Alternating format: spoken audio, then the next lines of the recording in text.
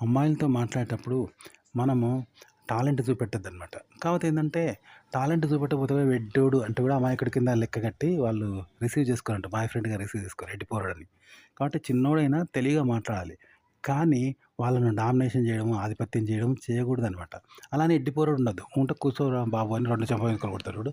అట్లుండొద్దంట. ఎడ్డి పోరడిలాగా ఉండొద్దు.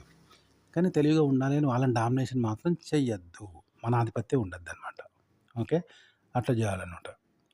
అలాగే ఆడవాళ్ళతో మాట్లాడేటప్పుడు ఎలా మాట్లాడాలంటే, మనం పర్సనల్‌గా మాట్లాడొద్దు. ఒక పని లేని వస్తువుని ఏం చేస్తాం, బయటికి ఇస్తాం. అనవసరమైన వస్తువుని అనవసరంగా అటు పడేత్తాం చూసినావా? అట్లా అన్నట్టు. మీరు మాట్లాడే మంచి మాట, ఇష్టమైన మాట ఏది మాట్లాడినా అనవసరమైన వస్తువులాగా మాట్లాడాలి మాట.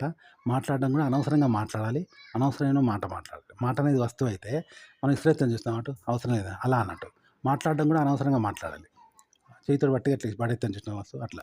ఈ 2 అనవసరంగా మాట్లాడాలన్నమాట. అట్లా మాట్లాడాలి.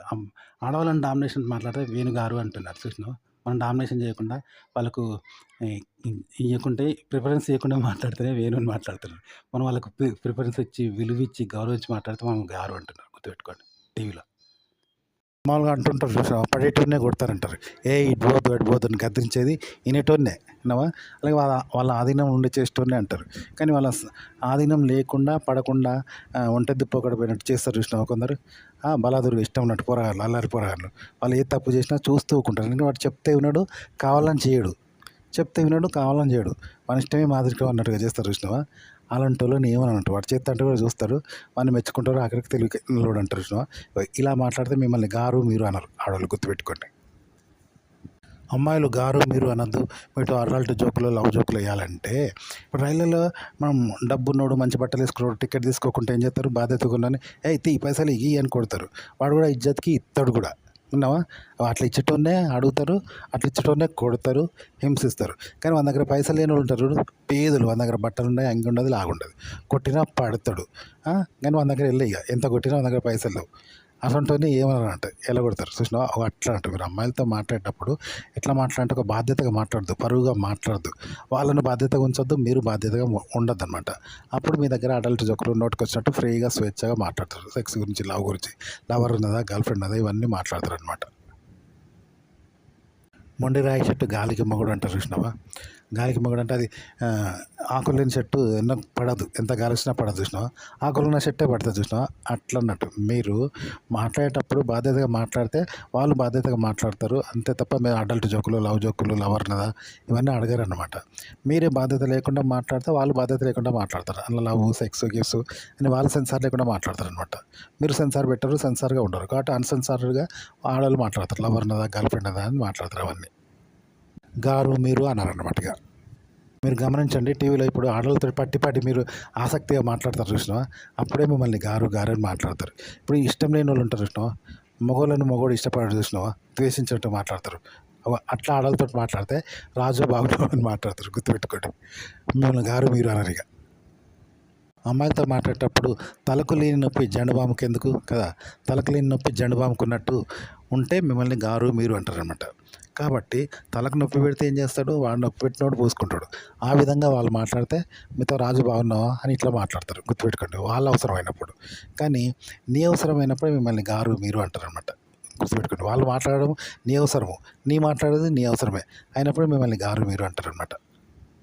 మీరు నిర్లక్ష్యంగా మాట్లాడితే మాట్లాడు, పోతే పో, నాకు అవసరం లేదు నువ్వు అని అన్నట్టుగా మాట్లాడితే రాజు, వేణు అని మాట్లాడతారు. గారు, మీరు అనరు. గుర్తుపెట్టుకోండి. అమ్మాయిలతో మాట్లాడేటప్పుడు నువ్వే వాళ్ళ బలమవుతాను. ఎందుకంటే నువ్వు ఎవరి ముందు పోతే వాళ్ళకి బలం వస్తుంది. మళ్ళీ ఇంకెవరి ముందు పోయినాకో వాళ్ళకి బలం వస్తుంది. నీ వల్లనే వాళ్ళకి బలం వస్తుంది అనుకో. అప్పుడు నిన్ను గారు, మీరు అంటారు. వేణు గారు ఇట్లా మాట్లాడతారు. ఎక్కడైతే నువ్వు వాళ్ళని నీరు గార్చుతాను అనుకో, నీ వల్ల వాళ్ళకు బలం ఇస్తలేవు అనుకో, అప్పుడు ఏం చేస్తారు? వేణు ఏం చేస్తున్నావు అంటారు. గారు, మీరు అన్నారు. లవ్ జోకులు, అడల్ట్ జోకులు అన్నీ ఇస్తారు నీ దగ్గరనే. గుర్తుపెట్టుకో, అట్లా మాట్లాడాలి. ఒక అమ్మాయి సార్ అని ఎందుకంటుందంటే, ఇప్పుడు పడవలో పోతాను, 100 మందిని కూర్చుంటే ఒకడు ఎగురుతాడు, దుక్కుతా అంటే బ్యాలెన్స్ అవుట్ అవుతుంది. ప్రాణభయంతో వరుస్తాను, అయ్యో బాబా అని వరుతాను. ఓన్లీ మనం బ్యాలెన్స్ కంట్రోల్ చేస్తూ ఉన్నాం. వాడు ఎగురుతాడు నిర్లక్ష్యంగా, మంచిగా ఎగురుతా అంటాడు. కానీ మనం కనుక కంట్రోల్ చేయకుంటే వాడు పోతాడు, మనం పోతాం కదా. అవునా? అప్పుడు కంట్రోల్ చేయకుండా చూడు ఒకసారి, దెబ్బకి వాడు ప్రాణభయంతో నీళ్ళలో పడతాడు, సత్తాడు. కాబట్టి వాడు అట్లా చేయడు అన్నట్టుగా. అదనమాట ట్రిక్కు. అమ్మాయిలతో మాట్లాడేటప్పుడు గాని నువ్వు బాధ్యతగా నువ్వు వాళ్ళతో రొమాంటిక్‌గా మాట్లాడాలని, వాళ్ళని ఇష్టపడాలని, వాళ్ళు నిన్ను ఇష్టపడాలని, నువ్వు వాళ్ళని ఇష్టపడుతూ మాట్లాడితే నిన్ను సారు, గారు, మీరు, వేణు అంటూ మాట్లాడుతారంట. కాబట్టి నువ్వు నిర్లక్ష్యంగా మాట్లాడు. వాళ్ళని ఇష్టపడకు నువ్వు. వాళ్ళకి ప్రిఫరెన్స్ ఇవ్వకు. కామము, మదము, వ్యామోహం, ప్రేమ అన్నీ వదిలేసుకొని నిర్లక్ష్యంగా మాట్లాడు. వద్దని వెలివేయి. వెలివేసినట్టే మాట్లాడు. అప్పుడు వేణు ఏం చేస్తున్నావు అంటూ మాట్లాడతారు తప్ప గారు, గిరు, సార్ అనరు. గుర్తుపెట్టుకో లవర్ ఉందా, గివర్ ఉందా అని అడుగుతారు అప్పుడు నిన్ను.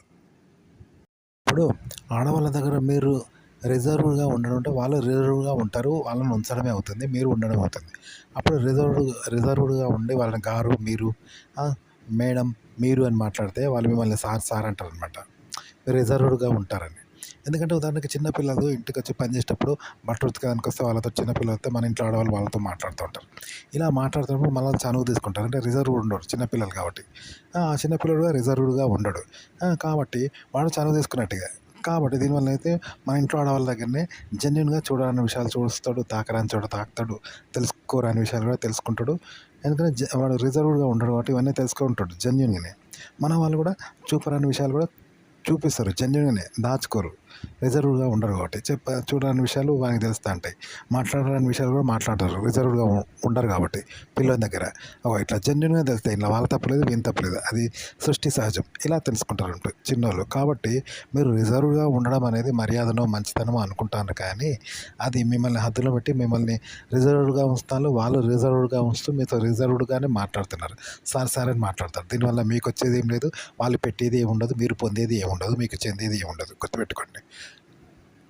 కాబట్టి ఆడోళ్ళ దగ్గర మీరు టాలెంట్ చూపెట్టడానికో, మర్యాద అనిపించుకోవడానికో, మంచితనం అనిపించుకోవడానికో మీరు రిజర్వ్డ్‌గా ఉండకండి. పొగడ్తలు, గివడ్తలు చేస్తే మీరు రిజర్వ్డ్‌గా మారిపోతారు. వాళ్ళు రిజర్వ్‌గా ఉండి మిమ్మల్ని అంకుల్, సార్ అంటారు. కాబట్టి ఆర్గానిక్‌గా ఉండండి. ఆర్గానిక్ అంటే ఏంటి? ఇప్పుడు జెన్యూన్‌గా మనకు బ్లడ్ సర్క్యులేషన్ కానీ, హార్ట్ బీటింగ్ కానీ, అన్నం జీర్ణం కావడం కానీ, మల విసర్జన కానీ, యూరిన్ చేయడం కానీ, పిత్తు విత్తడం కానీ ఇవన్నీ ఆర్గానిక్ అనమాట. ఎవడైనా పిత్తుని ఆపుకుంటాడా? మలం పోవడం ఆపుకుంటాడా? గలీజు, తప్పు అని ఆపుకుంటాడా? ఆపుకోడు కదా! అట్లా అనమాట. మీరు ఆర్గానిక్‌గా ఉండండి అమ్మాయిలతో. ఉంటే వాళ్ళు ఆర్గానిక్‌గానే మాట్లాడతారు. వాళ్ళు ఆర్గానిక్‌గానే వస్తది. వాళ్ళు ఆర్గానిక్‌గానే ఉంటారు. మీరు ఆర్గానిక్‌గానే ఉంటారు. అందులో లవ్వు, సెక్సు, రొమాన్స్ ఇవన్నీ వస్తాయి. ఇవన్నీ ఆర్గానిక్‌గానే వస్తాయి. వాళ్ళు కావాలని చేయరు. మీరు కావాలని చేయమనరు, చెయ్యరు. అవన్నీ ఆర్గానిక్, జెన్యూన్, సృష్టి సహజం. ఇదే ఆర్గానిక్ అంటే అమ్మాయిలతో ఆర్గానిక్‌గా ఉండాలి.